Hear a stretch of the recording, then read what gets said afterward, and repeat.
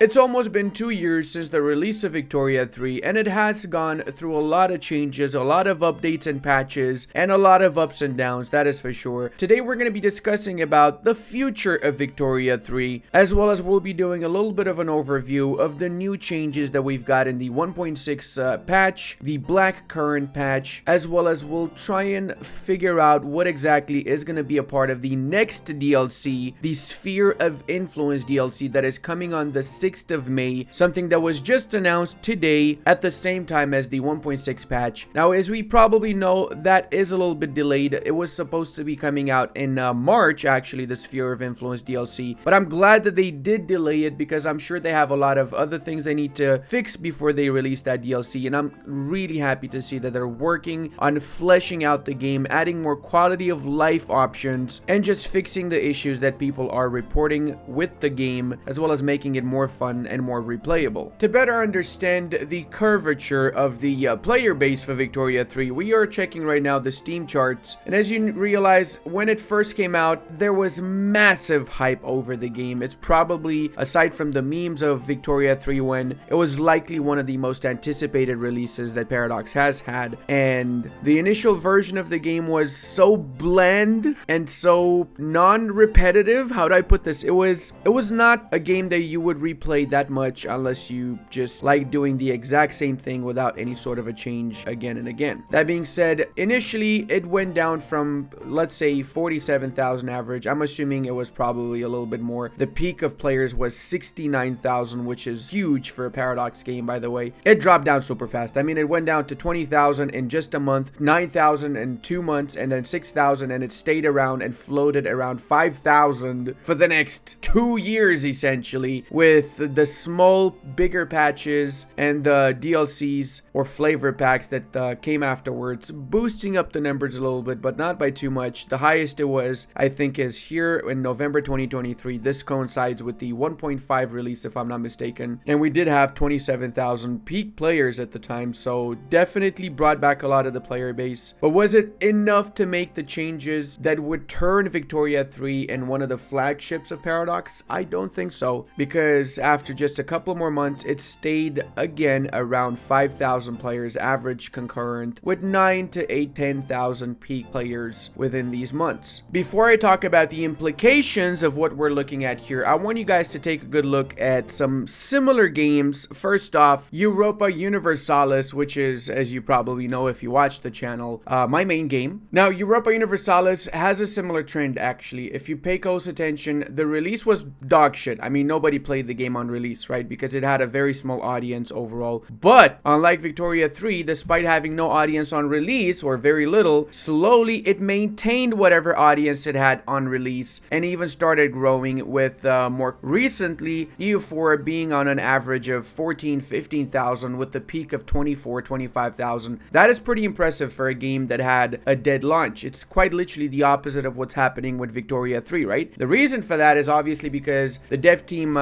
behind Europa Universalis 4 has put in a lot of work. They've put in a lot of patches, a lot of DLCs. They've made the game, which was quite bland on release, EU4 that is, to being, in my opinion, the most fleshed out and the best out of all Paradox games, but that's just me. I might be a little bit biased, right? Now, let's not only look at EU4, let's check Hearts of Iron 4, which I think is the most successful out of all Paradox games, because it's averaging right now 34,000 players, with peaks of up to 78,000 in the last few months. And look at the launch for this game as well. It had basically nothing. But from 12,000 roughly on launch to then 5,000, which is where Historia 3 is sitting at right now. Look how slowly it crept up, and eventually 10,000, 13, 15, which is about where EU4 is standing at right now. And then from 15, 16, it started really fastly blowing up, and in just 3 more years, it went up to 30,000 average. That is actually freaking impressive if you ask me. And that tells me personally that despite what happened at the launch of Hoi 4, which was a lot of players really being hyped up for it and just being super excited, that's why 12,000 in 2016 is actually a lot in my opinion for a grand strategy game. And then it died out because it was extremely dog shit at release, Hoi 4. But because of the continued input and because of the continued patching and DLCs that Hoi 4 received, it became the actual flagship of Paradox right now. It is in fact the most played game out of all Paradox grand strategy games, at least, right? So why am I showing you this Steam chart here and the EU4 one alongside the Victoria 3 one? Because what I'm going to say next might be a little bit controversial for some people in the community, but I strongly believe it. And that namely is that with patches, I actually think that Victoria 3 has a bright future ahead of itself. And the fact that they did not release the DLC, the Sphere of Influence DLC in March, is clear indication that they are aware of the problems with the game. They know that people don't like the combat system because it's super bland compared to other grand strategy games that they've released. They have been making a lot of progress towards improving the combat system. They have been making progress towards improving the replayability of the game. That's why the 1.6 Black Current patch has significantly improved the quality of life of the game, has rebalanced a lot of the areas of the world, has rebalanced a lot of the basic mechanics, has improved the performance in the late part of the game as well. And if the Sphere of Influence DLC is going to be as good as I think it's going to be, then it will pave the way towards making Victoria 3 the game it's always supposed to have been, right? Now, that being said, there's also the alternative. Sphere of Influence is going to be horrible, which I hope it's not. And then as consequence, what will happen is the development of Vicky 3 is likely going to stop, and we're going to see an Imperator style thing where the game is dead. That's probably on the table if the game doesn't get some boost to its audience in the next maybe year and a half. I don't know how Paradox's economics works. I don't know how much time they put into a game before they give up on it, but I do think that they should not give up on Vicky 3 because I personally think this has the potential to be even greater than Hearts of Iron 4, considering the time frame in which it's played and considering what you can add to the engine that it has right now, which is after all the newest out of all the engines, right, that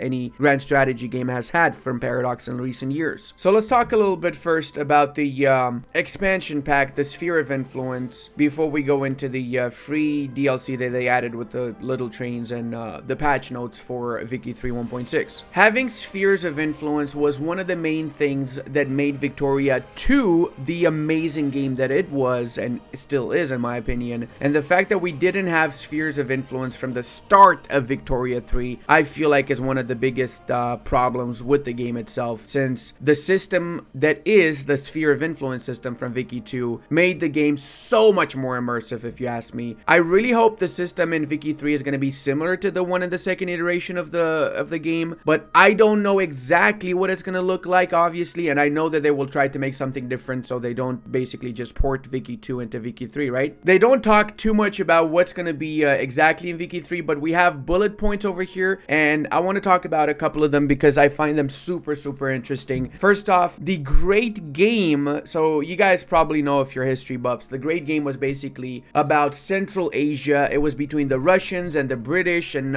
control over the various stands and limiting access to India by the British of the Russians, right? That means we're gonna have new events, journal entries, and decisions inspired by the Russian and British rivalry in Central Asia, with a new objective. You can play as any of the power centrals to the conflict, including Persia and Afghanistan. Newly redrawn map highlights the many competing interests in the frontier between empires. Redrawn map. Okay, does that actually mean that we're gonna get new provinces, or what does that even mean? Because I'm genuinely curious about that particular thing. Another great thing that made Vicky 2 the game it should have, Vicky 3 should have been from the start, is foreign investment. Finally, we're getting foreign investment, my dude. This is needed. This should have been in the game from the release version. What is going on here? How do we not have foreign investment? I want to build railways in Wallachia. I want to build factories in whatever countries I want to build to influence them. So we're going to be able to invest in the economic development of countries outside of your direct influence, making a profit from their financial success. Okay, I like that. I like that. So we might be able to use other countries' states to make profit for ourselves. That is really interesting. Curious to see how that's going to play out. Nationalization, another thing that I'm really hyped for. Start a diplomatic play to seize foreign assets in your country and prevent your wealth from going overseas. Damn, man, I really want to see how this is going to be implemented. Like, genuinely curious. I feel like this DLC is going to be a massive stepping stone for Vicky 3, honestly. Here's another one. Subject interactions. We finally will be able to do something with our subjects aside from integrate them, basically. So adjust the payment from your vassals and protectorates. So we'll be able to decide how much they're going to pay us. Cool. Meddle in the internal politics and more. We're going to be able to maybe shape create these countries before we integrate them and so on. That is really, really good as well. Interest group lobbies. Domestic interest groups will pursue foreign policy objectives, promoting amicable relations with some countries and hostilities with others, or even influence the development of friendly lobbies in other nations.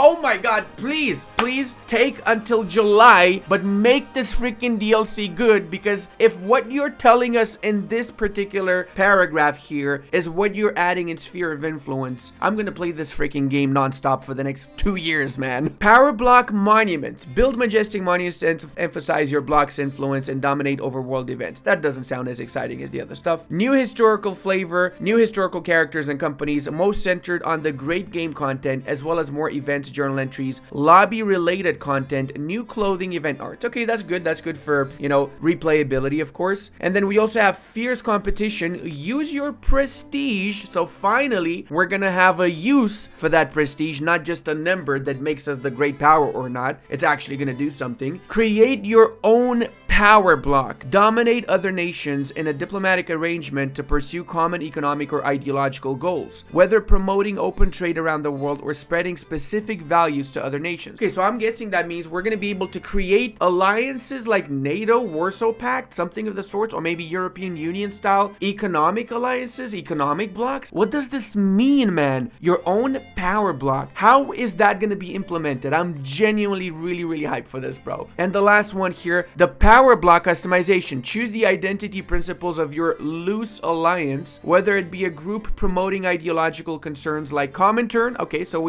it's literally what I just said, basically Warsaw Pact, or, you know, like an economic oriented block. There you go. Pushing for cross-border market integration like the Zollverein. You can even customize colors and emblems for your block. All right, so you don't need to conquer everybody around you. You can make a power block and have basically the same market and maybe some sort of military alliance with the nations in that market as well, not just a market alliance. Without Sphere of Influence, players will be able to use foreign investments in their subjects. Players with Sphere of Influence will be able to form mutual pacts with other countries to allow foreign investment there. There's a power block principle to allow foreign investment within the block. All right, so there you go. We have a nice little highlight of everything that's going to be in it. More information will be released in the dev diaries. The first dev diaries on Sphere of Influence will be released on the 14th of March, next week essentially. There'll be an overview of the upcoming diaries and more information on the expansion pack itself. This has so freaking much potential, man. I'm not sure if this is included in the expansion pack or not, but yeah, this is going to be massive. This is actually going to be massive. Now let's talk a little bit about the update. So 1.6 has made a lot of stuff. First off, there's new features in the update itself. If you have voice of the people, you got some stuff added for free. We also have the ability to filter and sort census data panel to give you more insight into your population than you ever could before. And there's a new migration system rework with cultural communities limiting which state pops might consider moving to as a measure to improve UX and late game performance. This actually is pretty good. I tested out the 1.6 update a little bit before I made this video. That's why this video is likely coming out a few hours after the update is out, because I didn't get early access into the update. So this is just my video after I've played it a while, right? And I have to say I'm genuinely enjoying 1.6, and I did find that the late game is significantly better than it was before. But then again, I also have a pretty good computer, so I don't know. I'm not gonna read every single one of these lines one by one. The idea is that improvement wise, there's been a huge amount of improvement, guys. A massive freaking amount. They've added so many things. They've changed so many things. Even with the AI, the army actually is better. The AI knows how to use the armies a lot more now. So it's going to be significantly harder to expand, for example. Significantly harder to, you know, cheese AI now for that matter as well. They do proper naval invasions too, so you got to be careful with that in my opinion. The big changes are, in my opinion, in the balance section. So, for example, cap the amount of interest you receive from naval power projection. Everybody knows that if you just spammed a few ships before, you'd get a lot of interest and you can just interest the whole freaking planet. That's not the case anymore. So you might have to actually work for those interests now, right? Technologies can now increase the amount of max interest. There's another canning production method to food industries that allows you to pick between fish or meat as a consumption good. So that's pretty cool. It's going to give fish or meat some late game, because this is the last production method. It's a very late game production method, making fish or meat actually needed in the late game, which is something that it was not the case before, right? Lowered farm output by 10 in each category, which is, well, actually 20 for these categories at the back. So that's pretty significant. South Africa does not start with the navy anymore. There's a lot of country-specific changes, like remove serfdom, swap slave trade for legacy trade in Grao Parawa, and so on. I'm not gonna say all of those individually because we're just gonna show those when we play those specific nations. The big important stuff, for example, companies that require level 10 buildings now require only level 3, which is huge. It means that you're gonna be able to take advantage of companies way sooner than you were before able to. You're gonna have a much harder time to exile characters that agree with the government now, so that's gonna be very interesting to say the least. Elected bureaucrats law will make the bureaucrats more inclined to join the petite bourgeoisie rather than boosting raw PB political strength. Same, hereditary bureaucrats appointed ones will make the aristocrats and bureaucrats more politically strong rather than boosting the specific interest groups, which is smart because obviously that's going to make those specific populations more strong. It shouldn't make the interest group stronger, right? Because the interest group doesn't have only those particular people, does it? In my opinion, though, the interface changes are the most significant thing. Look at that. We see the Qing market. It starts directly by telling us what shortages we have, as well as it has a highlight over our best trade goods, and it tells us who consumes this. So right now, the grain is consumed by pops of wealth level 1 to 29. Essentially, everybody is consuming this. Fabric, same, everybody to level 14, and all wealth levels. Liquor, everybody again. Paper, only those level 10 to 44. So it's really nice to see that highlighted in the side over there. Same goes for the armies. You can see where you have a command limit shortage, a lot easier to see now. You can also see your organization here, and you can scroll to the economic outline, very easy from the top bit, political outline, diplomatic outline, military outline, and just all overall the one I was on before, or just the pin one if you want to stay on your pin one. Another cool thing here is you can see the actual graph of when your goods are going up and down in price. You can see the actual historical data for it, so that's pretty nice. Suffice to say, the 1.6 update was essentially tailored to making the game a lot more intuitive, making the interface a lot easier to use, and that's a really good thing because I feel like there was a lot of information that was lacking before. People were really confused. The people are still going to be confused, but a little bit less confused, I hope, now with all of the added interface changes. Now guys, I do want you also to tell me what you think is lacking in Victoria 3 and what you would like to see from the Sphere of Influence DLC and the patch that's likely going to accompany it. If you have played the 1.6 patch, let me know in the comments what your gripes are with it, what you don't like about it, what you like obviously, but I would really appreciate the stuff that you do not like about it, because I will do my best to let people in Paradox know about these issues if I ever get the chance to talk about these with them in the future. Right now I haven't talked about the next patch or this patch for that matter with the dev team, but I will do my best to get in touch because I feel like Victoria 3 has a lot of potential, and together us, the community, can work with the development team to make this game absolutely amazing. I hope you guys enjoyed this little short video I did, and hey, if you did, then you're gonna love my Japan Victoria 3 run up next. And I want to give a massive thank you to all of my patrons, channel members, and Twitch subscribers. I would not be able to do this without all your support.